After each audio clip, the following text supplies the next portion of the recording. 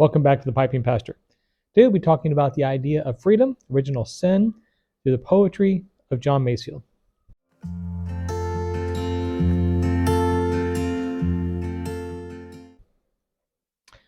Well, this afternoon will be a two-part video again. I will be doing my Sharp Things Saturday video directly after this one. But again, posting it on Saturday as apropos.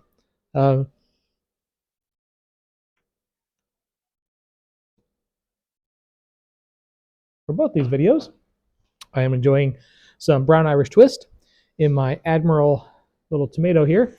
You can't really see much of the grain on this. Oh, this pipe's a little over 100 years old. It's one of the estate pipes I got and did the restoration on. And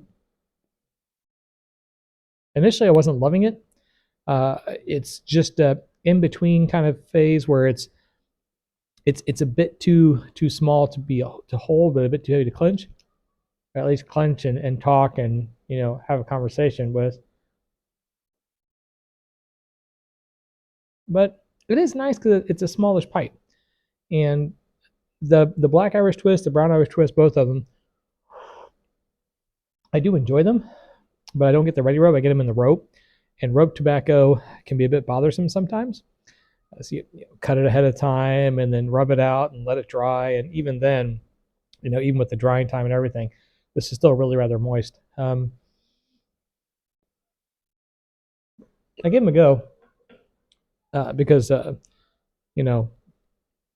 Monsieur Salat over at 2 a.m. Pipe on the Patio just raves about black Irish twist and brown Irish twist.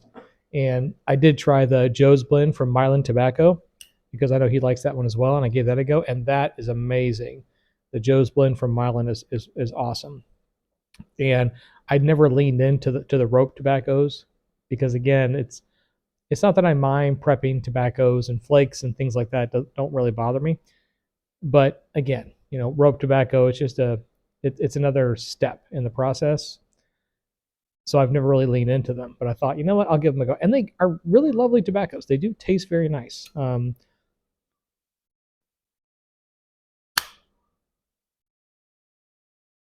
I guess it's just a matter of getting used to the prep time. Which again, isn't that too terribly onerous? It's another 5-10 minutes of time, I suppose. And reportedly, they do age very, very well. So my intention was to age them for a while. But my impatience got the best of me. So I cut into it and started smoking them a while ago.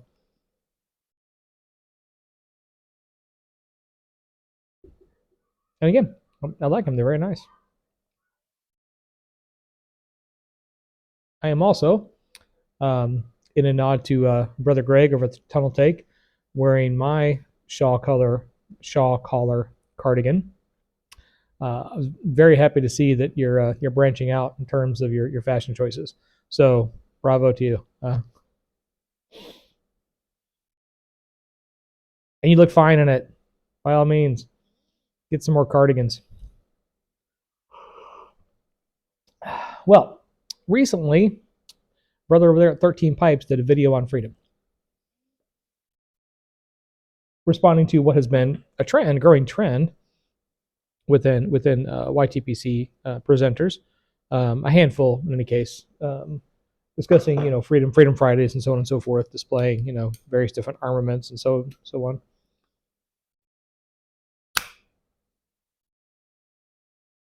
And his response, I love his. If you haven't subbed to 13 Pipes, you need to. He's got some good stuff. He and I have had some very good, frank conversations back and forth, and I really enjoy it because he's a very genuine person, and you never have to worry about or never have to wonder where is he coming from, what's he really think, right?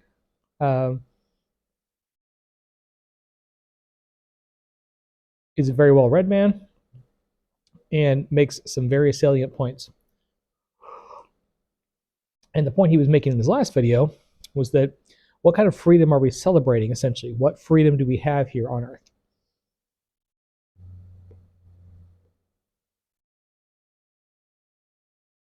And of course, he's using the Bible to back up his positions there. And so I kind of wanted to branch off on that today. I had this poem here by John Masefield. Now, I love his Arthurian poems. If you've never read those, you should get a copy of his collection and go through them. It's some great stuff. And while I'm sure most of us are anxiously awaiting Geit's Arthurian ballads, it's a good holdover. Yeah, see, we just keep going out here, dagnabbit. Lovely tobacco, but takes even more maintenance than my beloved bourbon barrel aged Seattle Pipe Club's Plum Pudding Reserve.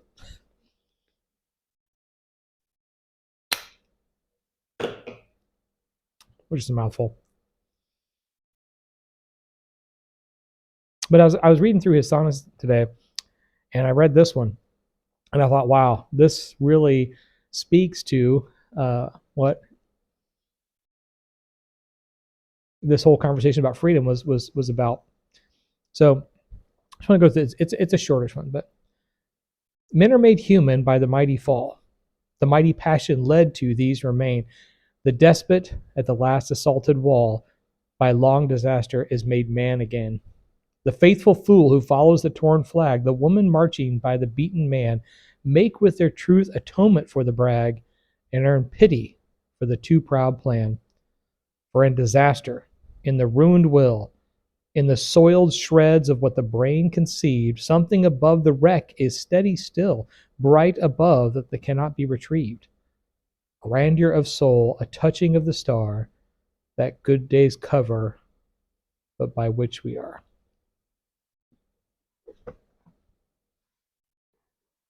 What he's talking about there, of course, is the doctrine of original sin, the idea of original sin, that humans are separated by God from sin. I talked about that in a theological anthropology video, so no need to belabor that point. But the idea is that here, all these earthly plans we have here, all these things we have, these ideas that we have here, ultimately they come to ruin. I mean, the grandest and most impressive corporate structures, the grandest and most impressive empires, and so on and so forth, they eventually all crumble, right?